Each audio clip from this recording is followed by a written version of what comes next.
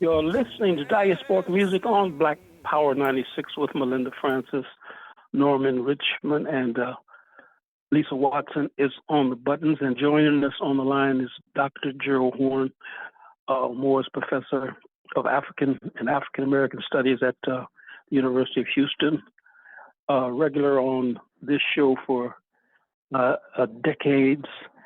And we have just completed the Jazz Zone and Bay tribute to Andy Bay, and we are celebrating commemorating the life and times of Sister Aretha Franklin. And Sister Aretha Franklin made many contributions, including offering to bail out Angela Davis when she was under fire. But joining us on the line is Dr. Gerald Horne. And how are you doing today? And I guess I wanted to ask you, does the Air Canada strike affect you and your work? Well, I can't think of how it does. I mean, obviously, a few weeks ago when I was still in Canada and being forced to return south of the border, it would have affected me since I took an Air Canada flight to depart. But the flight attendants are exercising a fair emergency by going on strike, by refusing the demand by the authorities in Canada that they be subjected to binding arbitration, because they feel that binding arbitration will leave some of their critical and key issues on the cutting room floor. I take it that they're being backed by a wide segment of the trade union movement in Canada and by large swaths of the public as well.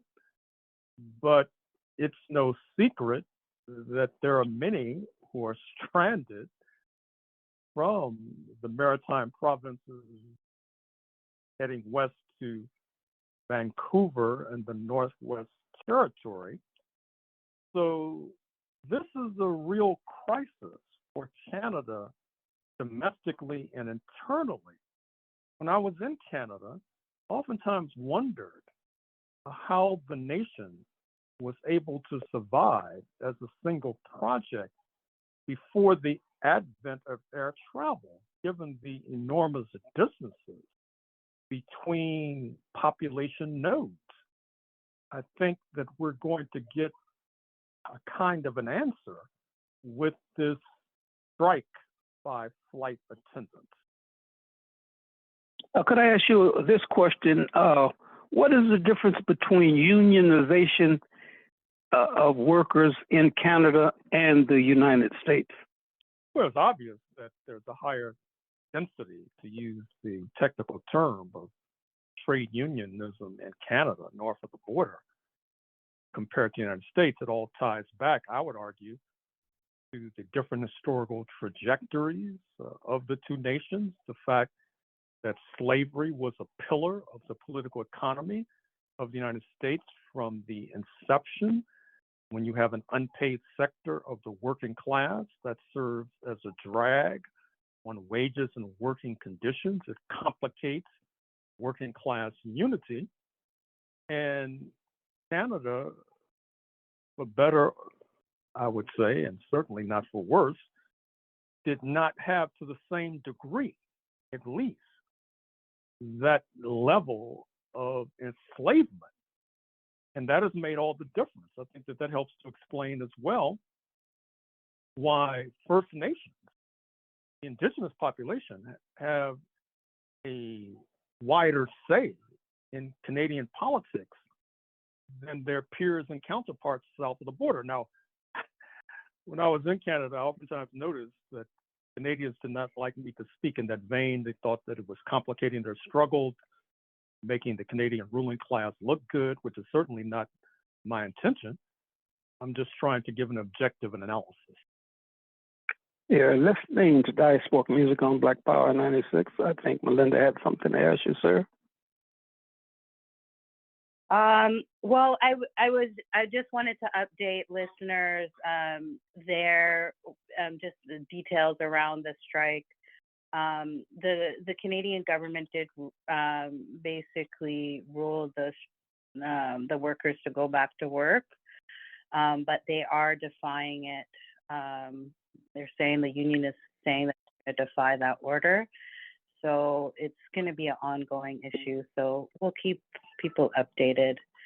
But yeah, the next on the docket is the Alaska Summit. Well, as is well known, there was a potentially profound meeting between President Trump and President Putin at a U.S. military base in Anchorage, Alaska, or just outside Anchorage, Alaska.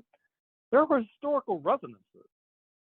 The foreign minister of Russia, Sergei Lavrov, was pummeled by U.S. critics because at the hotel or at the initiation of the summit, he was wearing a sweatshirt with the initials of the USSR on it, which of course, the very invocation of the Union of Soviet Socialist Republics, a precursor of the current state of Russia to a degree, continues to send chills down the spine of many in North America. But it's also striking that this took place in Alaska up until 1867, as was noted previously on these airwaves. Alaska was, in a sense, under the jurisdiction of Russia. And given the Cold War that existed in the 19th century between Britain and Russia, Russia thought that it could pull a fast one on London by turning over its claims to Alaska to the United States of America, which would then, it was thought, put pressure on British Columbia from the north in terms of U.S.-controlled Alaska, and from the south in terms of U.S.-controlled Washington State, led by Seattle. But in any case, this Alaska summit potentially, and I keep saying potentially because potential means we haven't done it yet, but it means that the seeds were there. It potentially has the same magnitude and import of the game-changing summit between Mao Zedong of China and President Richard Nixon in the early 1970s. That led to a dramatic shift in the global correlation of forces as Beijing embarked upon an anti-Soviet crusade. In a few weeks, I'll be at Atlanta at the Jimmy Carter Library doing research on my forthcoming book on U.S.-China relations. And I plan to look carefully at something I've talked about before, which was the trailblazing visit to the United States of paramount Chinese leader Deng Xiaoping, 1978, 1979, which was another turning point in world history, which this recent Alaska summit can be compared to. However, I do not expect Russia to turn on China, which is certainly the intention of U.S. imperialism. That's why Mr. Trump literally rolled up the red carpet for Mr. Putin, gave him a lift in the Beast, his fabled limousine. But I don't expect all of that wooing to cause a shift in Russian foreign policy. I think that we should also be led to the inference that dramatic shifts in U.S. foreign policy, generally speaking, can only be executed by a party that encompasses a majority of settlers. That's the nature of living in a settler colonial regime, a reality that many of our friends on the left do not accept. Although I don't think you can understand Nixon to China in the 1970s or Putin to Alaska in 2025, invited by Mr. Trump, without understanding that the Republican Party is in a position to execute these dramatic shifts. The Democratic Party is not, and that brings us to another contradiction of U.S. foreign policy and of U.S. ruling class policy. That is to say that domestically, the Democratic Party can position itself to the left of the Republican Party with regard to seeking to preserve the Voting Rights Act, seeking to preserve social welfare benefits, for example, at least in the titular sense, such as unemployment compensation, food stamps, etc. But on foreign policy, because the Black population, a core constituency of the Democratic Party, is generally missing in action when it comes to foreign policy, going back to the Compromise of 1954, where in return for anti-Jim Crow concessions, the then Black liberal leadership threw overboard the internationalists amongst us, particularly the late, great Paul Robeson. And since that time, with notable and conspicuous exceptions, the bulk of the liberal leadership, which is still the bulk of the Congressional Black Caucus, that is to say, those who have access to the reins of power, have either been complicit in the execution of U.S. imperial policy or sitting on their hands or hiding under their desks when it comes to the execution of U.S. imperial policy. This summit is potentially a major defeat for the European Union and Great Britain. Interestingly enough, they will be showing up with Mr. Zelensky in the White House tomorrow, given the mercurial nature of Mr. Trump and his penchant for bobbing and weaving and shifting positions on a dime and engaging intentionally in chaos. You cannot rule out the possibility that he'll do another 180-degree reversal tomorrow.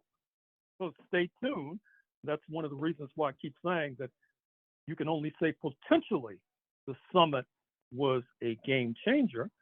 Potentially, the summit was a blow to NATO, the North Atlantic Treaty Organization. The reason for being of NATO coming into existence in 1949 was to confront the then Soviet Union. But if Mr. Trump, leading the power of the United States of America, that's at the heart of NATO, backs away from that cardinal principle, one has to wonder what becomes of NATO.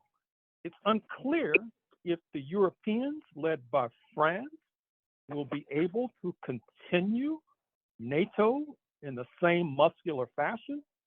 Keep an eye on Canada, which, in light of the disagreements with the United States on tariff policy, on this so-called 51st state rhetoric, it's moved away to a degree from U.S. imperialism, but has embraced French imperialism. And then that leads to the question as to whether or not Canada, France, Britain, Germany, etc., can continue supporting the Ukraine fiasco. Mr. J.D. Vance, the Vice President of the United States, has suggested that if the NATO powers want to buy weapons from the U.S. military-industrial complex and continue the struggle, they are welcome to do so. But the contradiction there is, why should Canada and the Western European powers line the pockets of U.S. war merchants when supposedly they have conflicts with U.S. imperialism? I'm not sure they'll be able to square that circle. From the point of view of U.S. imperialism, it makes a modicum of good sense to pull out of this debacle in Ukraine. After all, Mr. Trump sees the European Union as a competitor for the leadership of the capitalist economy. That is to say, he sees Brussels as a competitor for leadership of the capitalist economy. And despite the fact that Brussels has bent the knee and has decided to give U.S. imperialism the advantage in terms of this recently negotiated trade deal, that has not swayed Mr. Trump's animosity towards the European Union.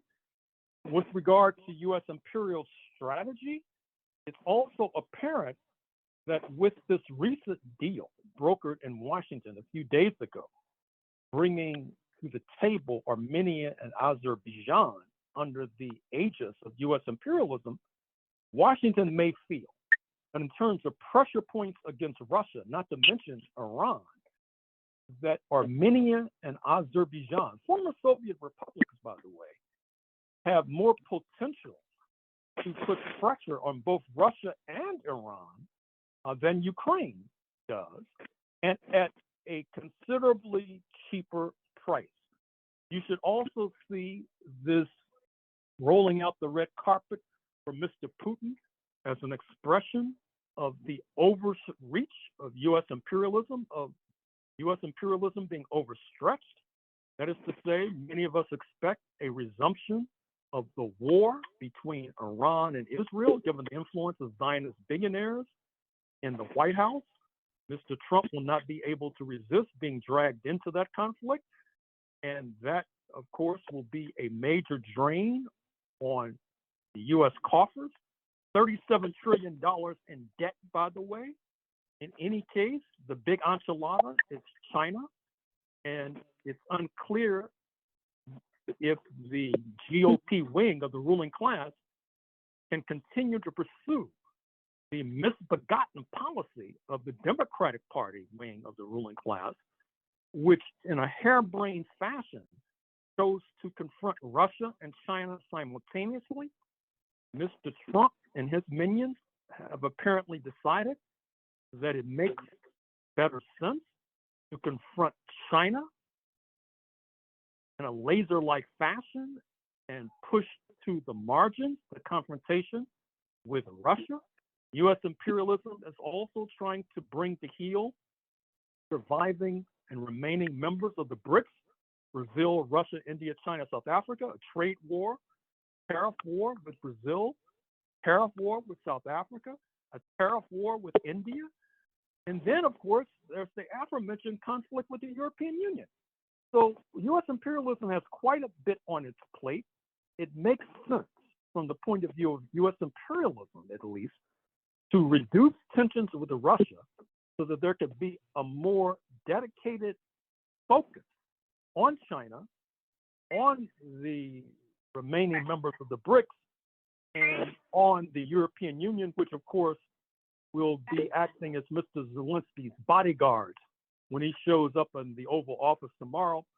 I take it that their presence will forestall the possibility that Mr. Trump will do a replay of what he did in February 2025 when he embarrassed Mr. Zelensky in an ambush confrontation. However, with Mr. Trump, as noted, given his mercurial nature, you never know what to expect. You're listening to Diasporic Music on Black Power. Now, there is the battle of ideas is alive and well all over the world, and there's a young man by the name of Phil Scott. I think he's from Texas, but he is he's a very right-wing guy. He kind of sounds like Moise Tshombe in terms of he is critical. He's not really, he talks about Pan-Africanism, but he always talks about the superiority or the African born in America. We're the sharpest, people born in America are the sharpest in the toolkit. He's coming up here very shortly. And how do we, counteract, this Katanga province, this tribalism thing? We see that, we study history and we see what happened to Patrice Lumumba was trying to unite the Congo, Africa, and African people all over the world, and we still have these folks in North America, the Caribbean, and Africa who are taking the opposite position. Well, I don't know this gentleman, and I try to keep my thumb on the pulse of what's happening in Black America, and so I'm a little surprised he's being invited to Toronto because he says he's from Texas. I'm right here in Texas, and I've never heard of him, so that raises eyebrows. But in any case, you folks know what to do. You, of course, engage in the battle of ideas. You try to expose backwardness.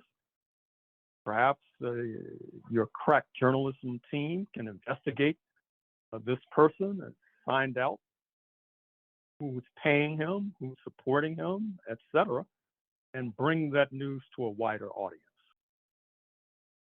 Point well taken. Melinda, you have some more questions? Yeah, let's go to DC and what's going on in DC, and looks like fascism on the street there right now. Well, what's happening is that Mr. Trump is claiming that there is a crime wave in the nation's capital, otherwise known as Chocolate City, and there hangs a tale, because it's no secret that for decades now, as I've recounted in a number of books, including my latest book, The Capital of Slavery, Washington, D.C., 1800 to 1865, the ruling class has confronted the reality that this white supremacist state has a capital that periodically, and perhaps even to this moment, despite gentrification, enjoys a Black majority. But Washington, D.C. has certain handicaps right now. That is to say, constitutionally, it does not have the full panoply of voting rights that others enjoy. There are no senators from Washington, D.C. There is no governor to speak up on behalf of Washington, D.C. There is a mayor with circumscribed powers and responsibilities. The U.S. Congress, dominated by the right wing, has control of the budget of Washington, D.C.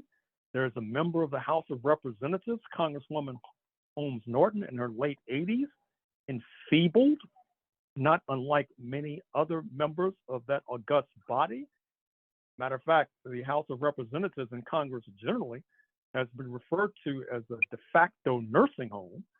And she, even given the fact that she has circumscribed voting rights in the House, is not able to mount the sort of militant defense of the rights of the citizenry of Washington, D.C. that's so desperately needed. The National Guard, part-time soldiers, have been deployed to the streets of Washington. They are trained in war fighting, shoot first and ask questions later. The Trump regime tried to take over the police department and install as the head a leader of the Drug Enforcement Administration who is engaged in all manner of swashbuckling daring do in previous posts, particularly in Latin America. Speaking of Latin America, Mr. Trump has also spoken of deploying the U.S. military south of the border, believe it or not. And recall that the alleged predicate for raising tariffs on Canada was supposedly because Canada cannot control the fentanyl trade from north of the border to the United States, fentanyl being this drug. And so we're waiting for Mr. Trump suggesting that the National Guard and U.S. military will be deployed north of the border. What's happening right now is that there is an experiment taking place. Washington, D.C. is a laboratory, and they're using the citizens of Washington, D.C. as guinea pigs to determine how the population will react to this neo-fascist thrust. I should also add, in terms of the bill of indictment that the Republicans have filed against Black Washington, they don't trust the jury system in Washington.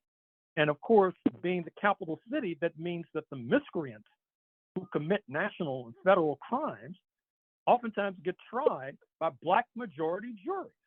Or alternatively, when a grand jury is impaneled, as happened a few days ago, to investigate the so-called Russiagate scandal, it was decided to move the grand jury to South Florida because of skepticism about a potentially majority Black grand jury in Washington.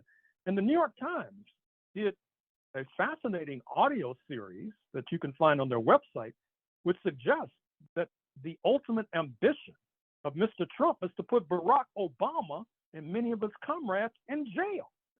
And that would be difficult to do with a Black majority jury in Washington.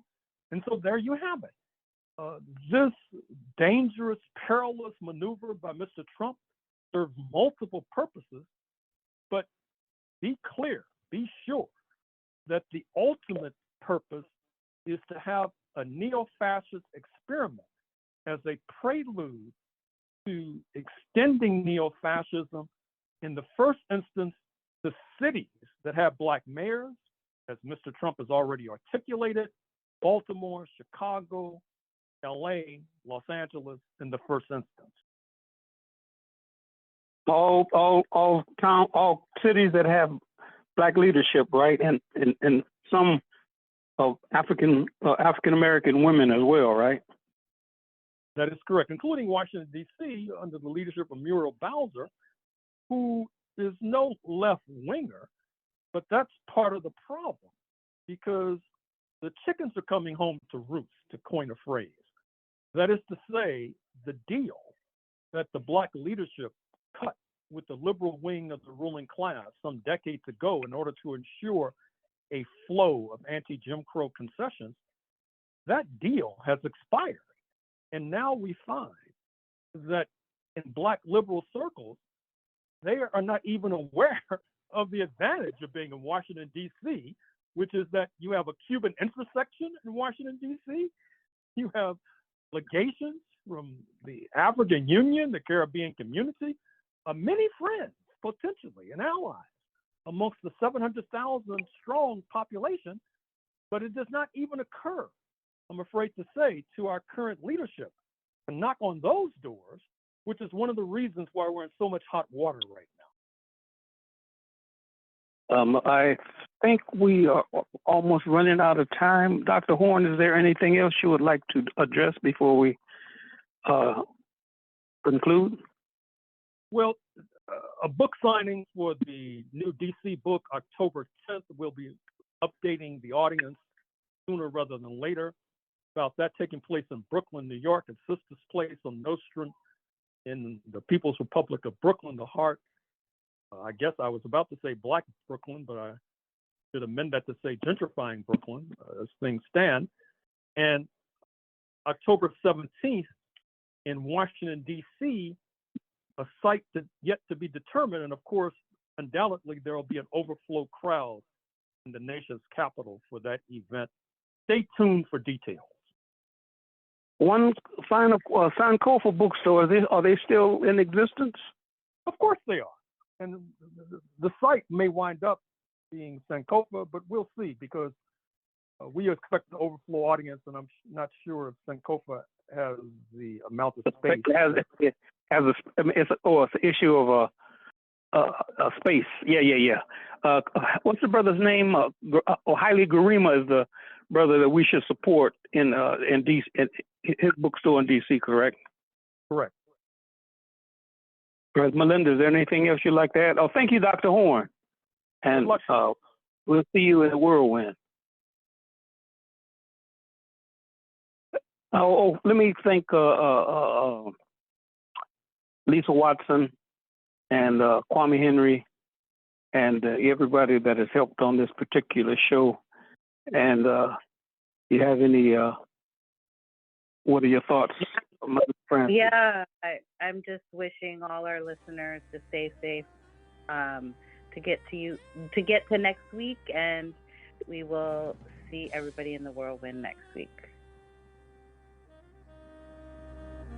We state these facts only to let you know that those of us who are revolutionary, Pan-Africanists, is not because we love revolution. It is historically determined, and we have no alternative but to follow history and to use history for the benefit of our people.